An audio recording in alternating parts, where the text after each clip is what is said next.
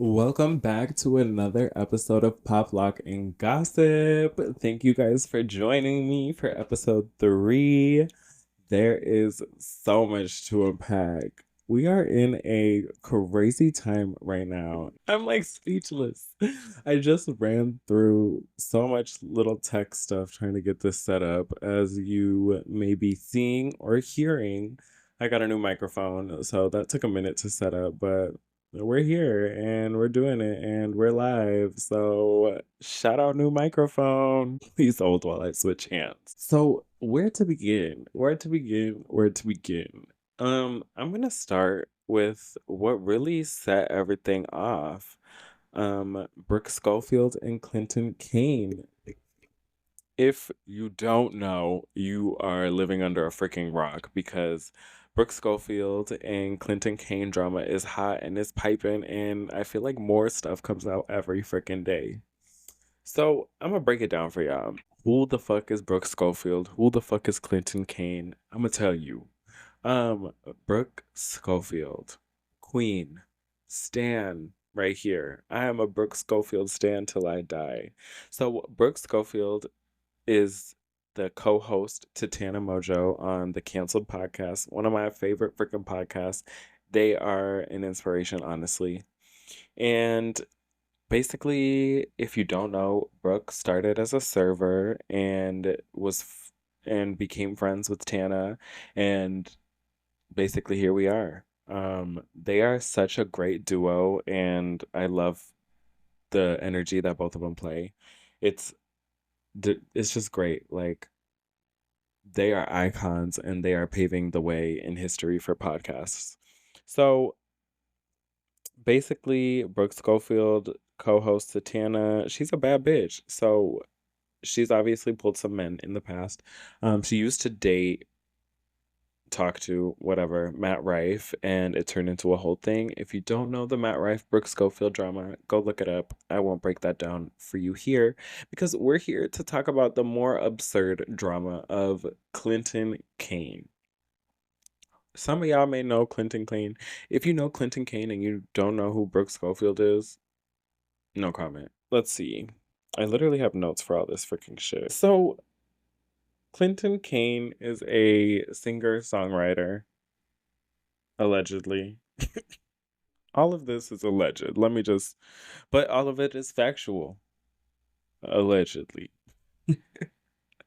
So, I'm gonna lay out the timeline of events. Basically, Clinton Kane and Brooke Schofield used to date, and shit got crazy. Y'all aren't even ready. So, here's the timeline of events. Clinton Kane slid into Brooke Schofield's DMs trying to take her to dinner. Their first interaction was sometime in like 2021. Brooke said that Clinton slid into her DMs, chatting her up, trying to take her to dinner in Las Vegas. She said that he offered to fly her out, and she literally said some would call him obsessed, honestly, but what am I going to do? I'm not going to fly to a stranger, because she's smart. I probably would have. So some months later, Brooke said that he invited her to a show that he was doing in LA, and that's where they first met. There was this whole COVID situation afterwards.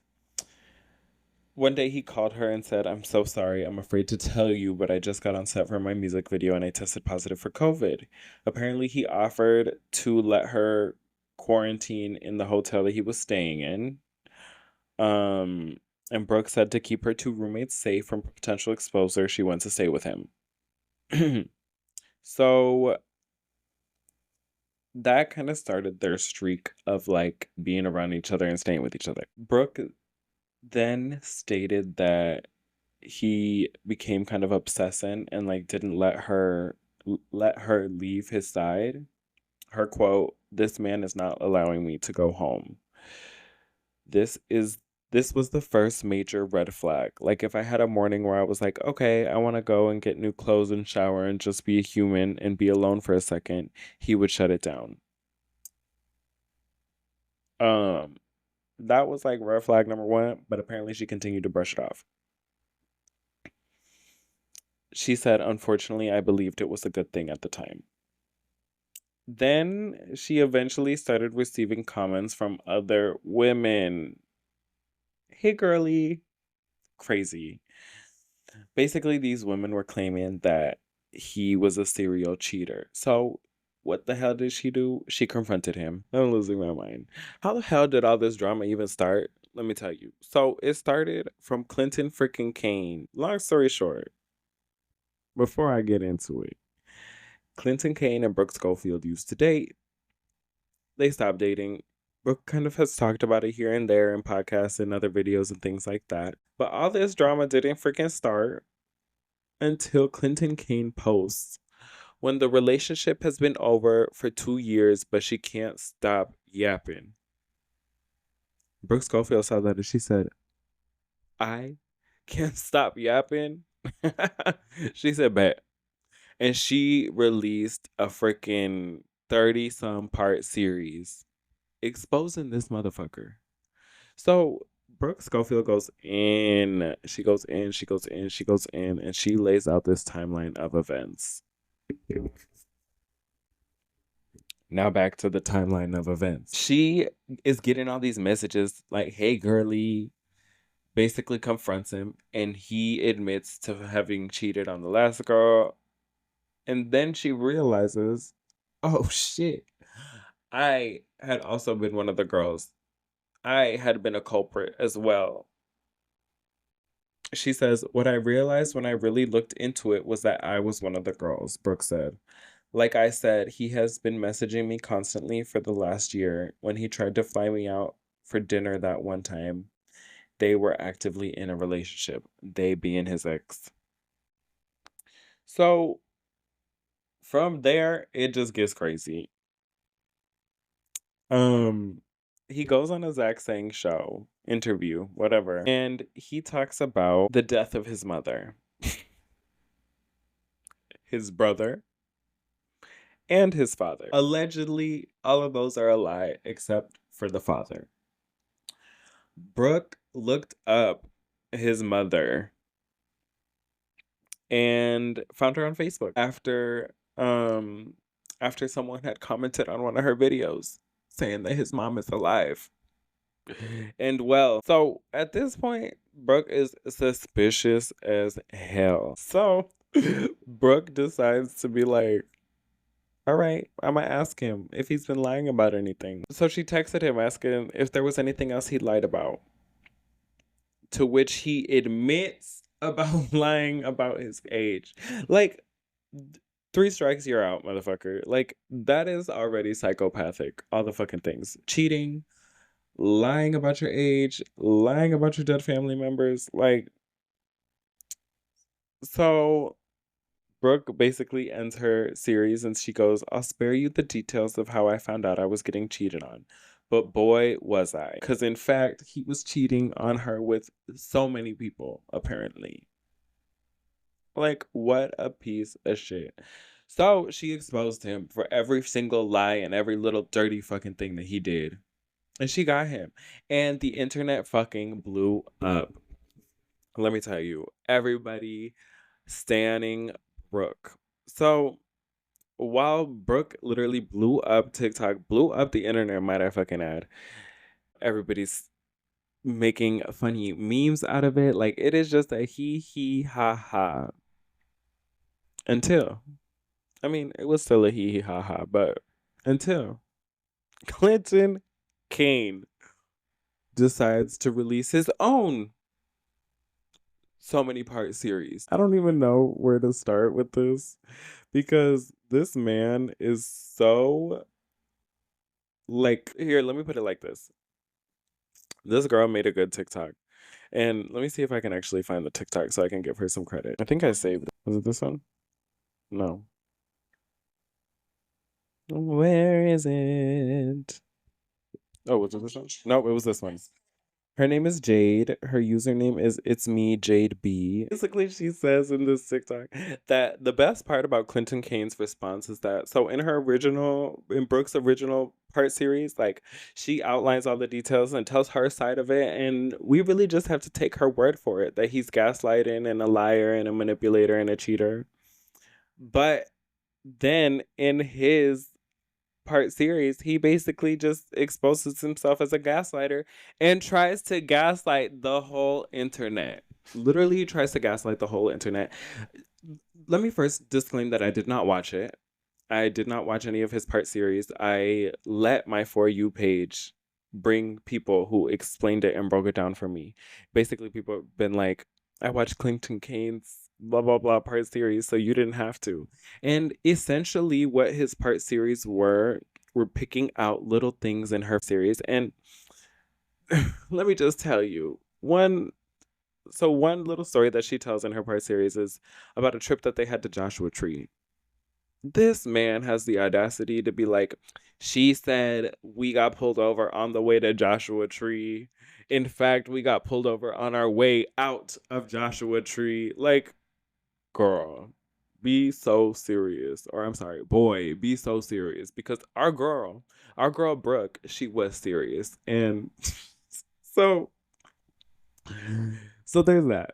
He made a response, was even more hilarious because everybody's like, bruh, are you so serious? Like, look in the mirror. Do you see the responses that you just made? Like, literally dumb. Just nitpicking like little things at her story. Admitting the fact that he lied about his age, like a psycho. Also, there was a little tidbit in there where he was calling out Brooke for saying that his mom doesn't speak English. Listen to that again, or let me repeat that his mom doesn't speak English. He said she does speak English. Does. As in, that woman is still alive. Clinton, I thought your mom died. On that whole like narrative that he did, basically he had tried to go out and say that like it was a motherly figure of his that had died and not his mother. Like, guys, this man really like was it's just like Delulu. He is literally so delusional. Like, literally, everybody's been saying like mentally unwell, and like, you have to be mentally unwell to be able to like compulsively lie like that. Like, I feel like compulsive liars should be like a mental disorder. Like, if you're a compulsive liar, like maybe you need to be on meds, or maybe you need to be monitored or watched because like who got a little too excited. Who in their right mind lies about their mother, their brother, and their father being dead? On top of other lies like your age, cheating, like baffled. So, in all this craziness, there's another layer. There's Zach Sang. So, Zach Sang has a podcast, and basically, what happened is at first, Zach Sang, Clinton Kane, and Brooke Schofield were all good friends. Clinton Kane and Zach Sang were friends. And then apparently and allegedly, because this is all stuff that I've heard from the collective stories that have been told through podcasts, TikToks, and videos. Clinton Kane dropped Zach Sang. This is just a little bit iffy and like murky and like unclear about what necessarily happened because um I heard that. Anyways, because why is it all murky? Sorry, I'm getting back on track. It's all murky because basically, when Brooke broke up with Clinton, she was in a really bad place. People were basically trying to get her to talk about it. Was not ready to talk about it. And Zach Sang was a shady ass motherfucker and decided to have Tana on her decided to have Tana Mojo, her co-host and best friend, on his show and talk about the Clinton Kane stuff. So Brooke's out here like begging Zach Sang to like not post this stuff because she wasn't ready to talk about it. She wasn't ready to deal with it. And basically he went ahead and did it anyways. Shady, whatever. He was literally just doing it for the views, for the clout. And so then all this stuff happens, and guess who the first person was to post about it right after Brooke posted all her stuff? Zach Sang the clips of the interview that he had with Tana. And so all that is happening, whatever. Brooke then finds out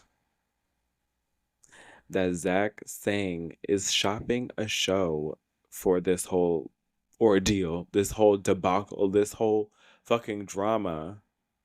Like, what a shady motherfucker. Like, just so shady. And apparently, there aren't the best things to be said about Zach Sang across the fucking internet. Um,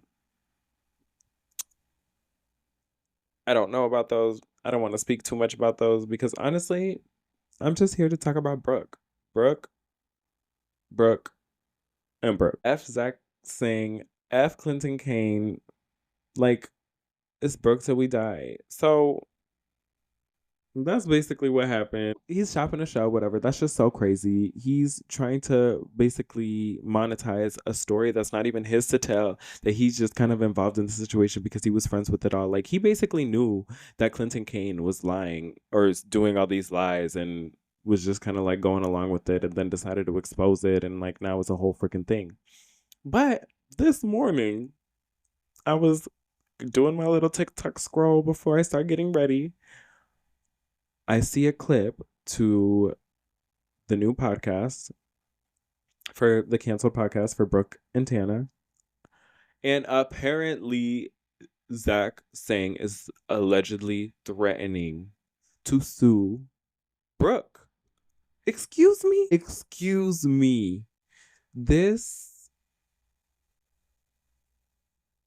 guy has the audacity to go around and shop a Netflix show or a series, whatever, for this Clinton Kane Brooke Schofield drama.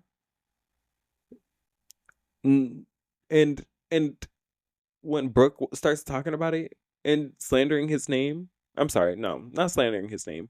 When Brooke starts speaking truth on his fucking name and saying all the factual things that have actually happened, he wants to now threaten.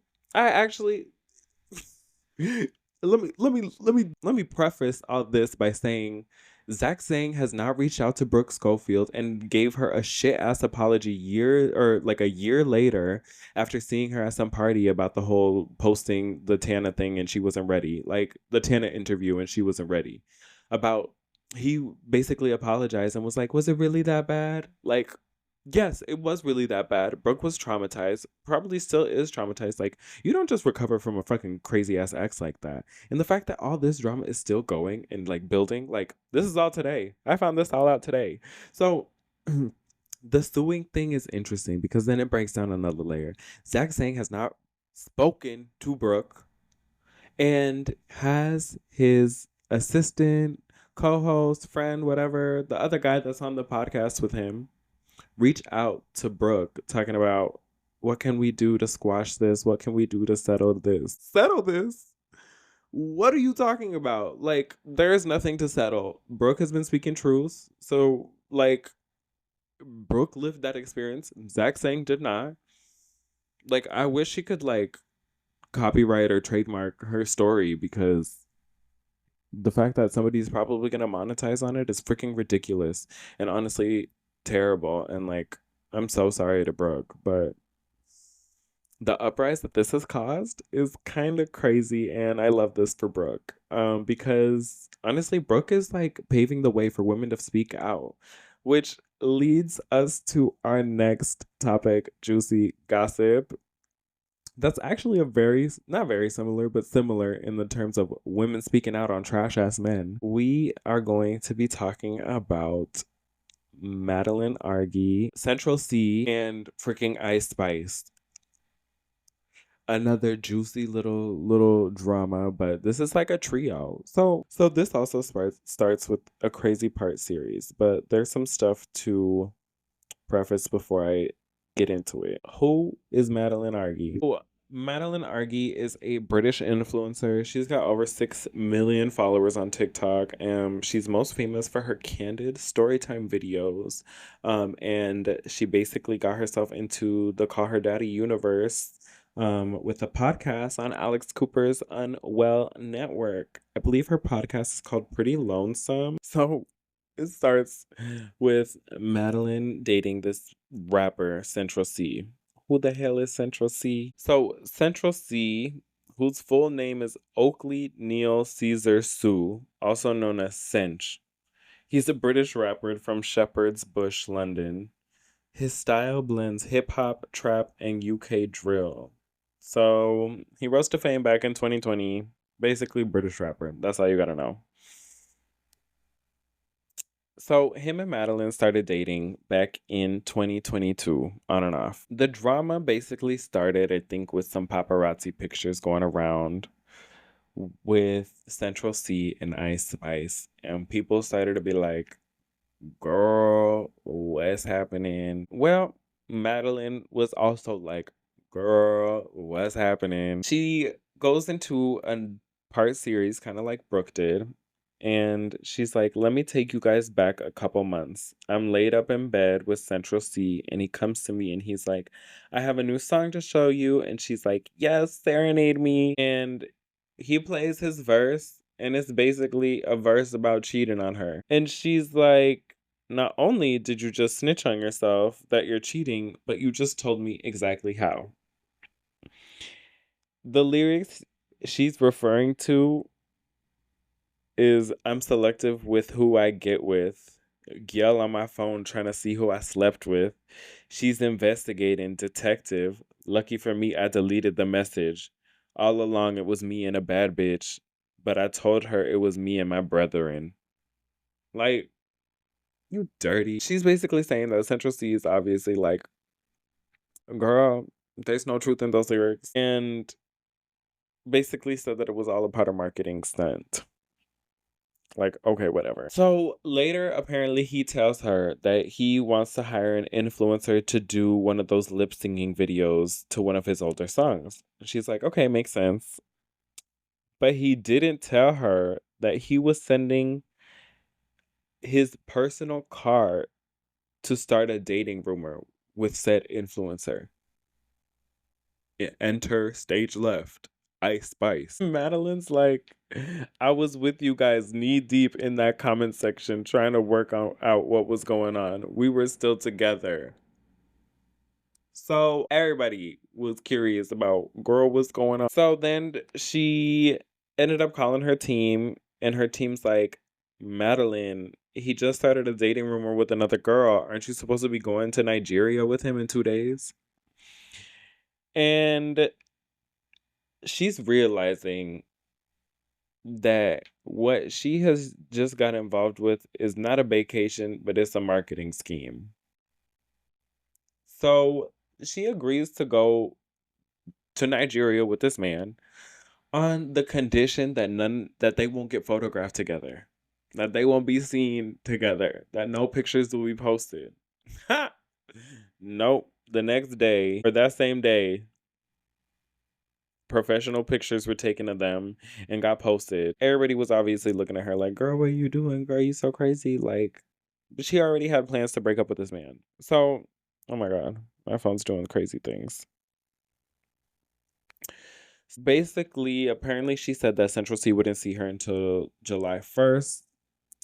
He was out with friends, and he ended up calling her at like 11 p.m. at night, talking about, I need to see you tonight.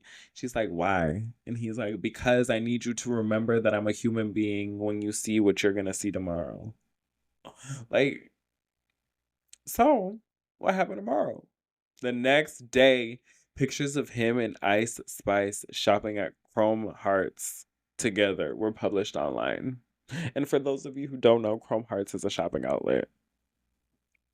And so she says, I didn't even actually get to break up with him, and he's already with the next girl. She goes, I thought rapper boyfriend was at least considerate enough to let me have my birthday week. And then I see him at the club on the 6th of July. My birthday is July 7th. Like, how freaking foul. So this last this last part is unclear if it's true or not because it has since then been deleted. But apparently, Central C then posted on his story a snippet of a song. Let me find it for Madeline. So it's called Gen Z Love. And hopefully y'all can hear this because this is apparently the snippet that he posted, and it's from July 14th at 2024 at 11, no, at 10 a.m., 10 p.m. But it's gone.